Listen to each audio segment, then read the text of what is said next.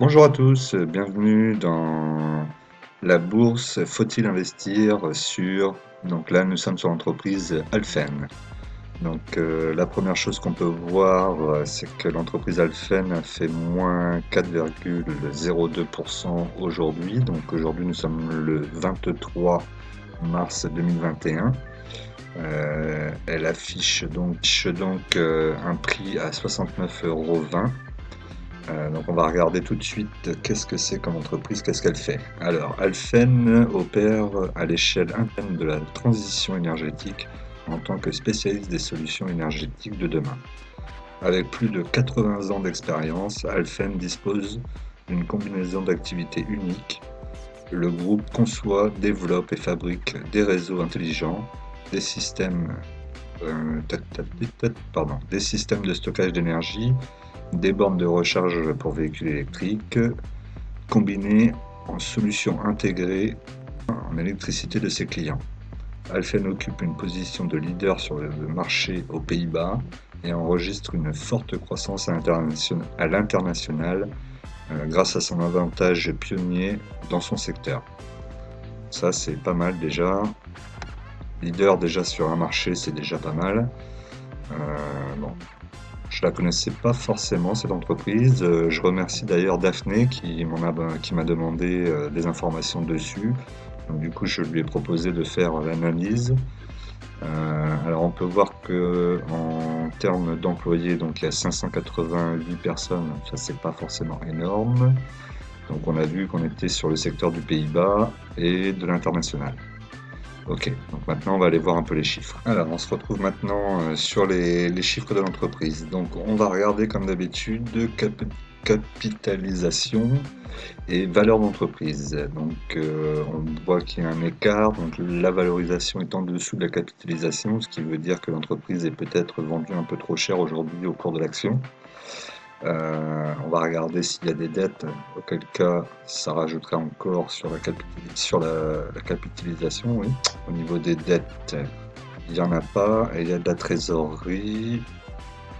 Donc du coup, ça amènerait l'entreprise à être un peu plus chère que ce qu'elle est ici. Et donc du coup, ça pourrait peut-être rééquilibrer, donner un peu plus de valeur. Alors je vérifie ça, on met à 36, oui c'est ça. On serait quasiment la valorisation et le prix de la valeur de l'entreprise.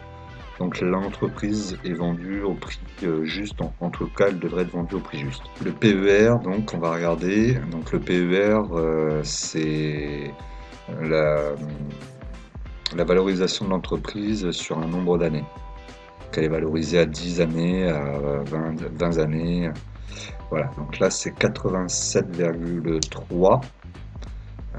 On est dans l'énergie, donc l'énergie, le PER est en moyenne de 87,78. Là on est à 87,4 pardon. Donc là c'est bon, il n'y a pas de souci, on est bon sur le PER. En tout cas on n'est pas trop élevé. Ensuite, on va regarder le cours de référence. Donc, le cours de référence, c'est 72,10.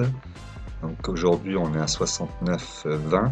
Donc, ça veut dire qu'on pourrait l'acheter, pas forcément aujourd'hui, mais bon, si on l'achetait aujourd'hui, en tout cas, on se donne une possibilité au moins que le cours aille à 72,10.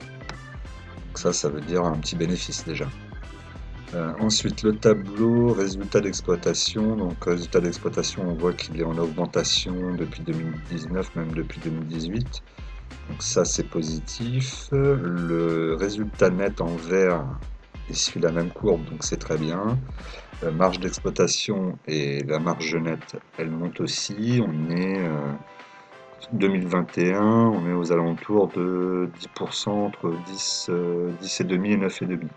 Pour 9,5 pour la marge nette et 10,5 pour l'exploitation. Donc ça c'est plutôt tout à fait correct. Ensuite, le chiffre d'affaires. Donc le chiffre d'affaires, est-ce qu'il progresse? Si on regarde jusqu'à 2021 et au-delà, oui, il progresse. Donc ça c'est positif aussi. L'EBITDA.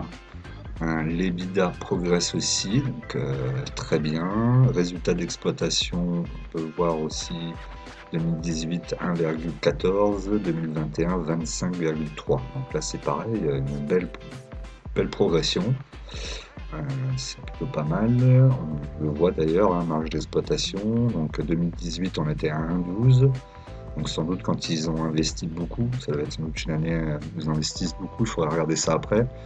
Et après, au fur et à mesure, on récupère les bénéfices. C'est ce que je pense qu'il pourrait peut-être se passer avec Neoen.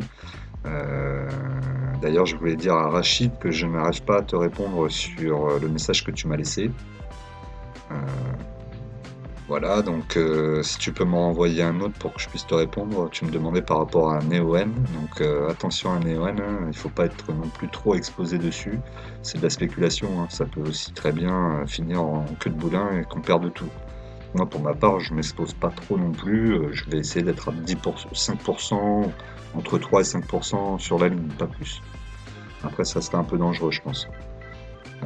Donc, je reviens sur Alphen. On en était avant impôt. Donc, résultat avant impôt, il progresse aussi. On voit que ça progresse aussi. C'est très bien. La marge, elle est en progression aussi. Marge nette, on était en 2018 à moins 0,26 et on se retrouvait en 2021 à une marge de 7,28.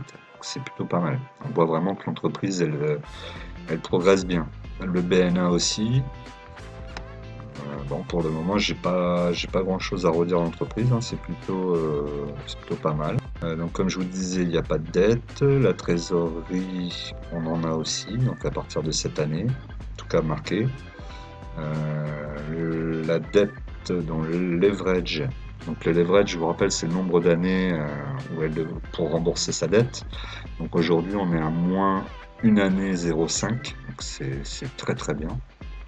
C'est très correct. On voit que c'est plus ou moins stable. Le cash flow, il y en a aussi.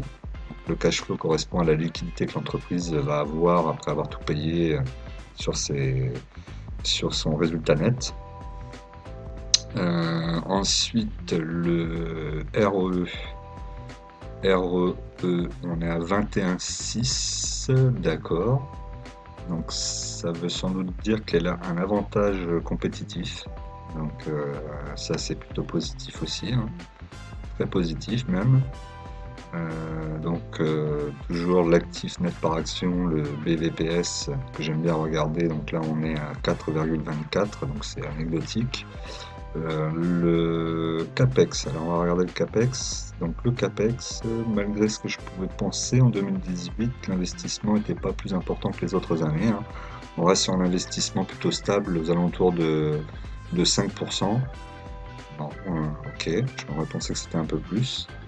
Ensuite, situation financière, on voit la barre de leverage qui descend 2018 sur 2019. Donc il n'y a plus de dette. On voit la partie bleue aussi. Sur les 2 premières années, elle est en dessous du zéro, donc c'est de la dette. Et ensuite, elle repasse au-dessus, donc c'est de la trésorerie. Donc à ce niveau-là, rien à redire. Il n'y a pas de problème dessus.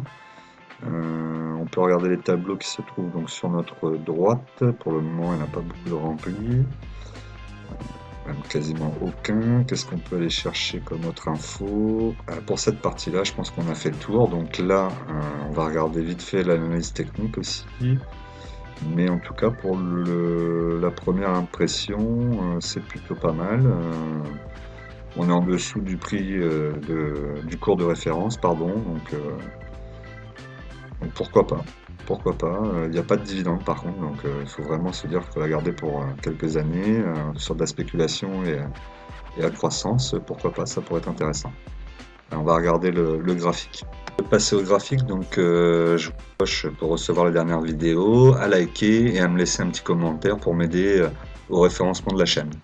Voilà, n'hésitez pas non plus à me dire dans vos commentaires quelle entreprise vous voudriez que j'analyse. puisque bah, voilà, celle-là c'est Daphné qui m'a demandé, donc je le fais. Quand je peux vous rendre service et faire une petite analyse que vous me demandez, bah, je demande pas mieux. Donc n'hésitez pas à me solliciter là-dessus. Allez, on continue. Donc maintenant, on va sur le tableau. Alors sur le tableau, donc là, je vous ai mis donc avec les bandes de Bollinger. Donc on peut voir les résistances, donc les résistances en rouge. On voit que la résistance la plus haute était à 93,5 et ensuite la résistance qui nous intéresse le plus, donc à 72,8.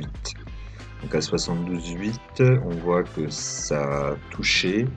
Là ici, alors, il y a toujours un petit décalage avec ma voix et l'écran, c'est pour ça que j'essaie de pas trop mettre la souris, mais ici vous voyez donc ça a touché. Ensuite, c'est redescendu. Ça a touché ici le support. Et ensuite, c'est remonté. Ça a retapé la résistance. Et hop, c'est encore en train de redescendre. Donc là, ce qui va être intéressant de regarder, c'est de voir si on casse ici les 67,7. Auquel cas, on risque de venir ici sur la résistance à 61,40. Et ensuite, bah, voir si elle redescend encore à 51,40 pour aller en rechercher. Donc pour moi, les points d'entrée, premier point d'entrée ici à 61,40 et ensuite en reprendre sur 51,40. Voilà pour ce qui était de l'entreprise, donc belle entreprise. Je pense que je vais peut-être regarder un petit peu. La seule problématique, c'est le manque de dividendes. Allez, à très vite!